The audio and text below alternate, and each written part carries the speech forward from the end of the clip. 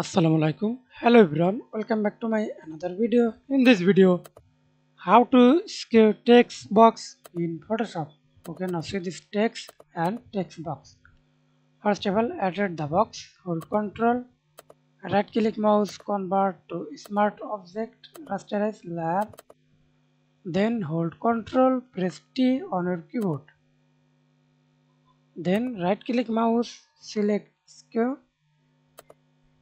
and skew your text.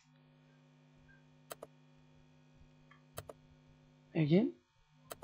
Thanks for watching video. Please subscribe to my channel, like, comment, share.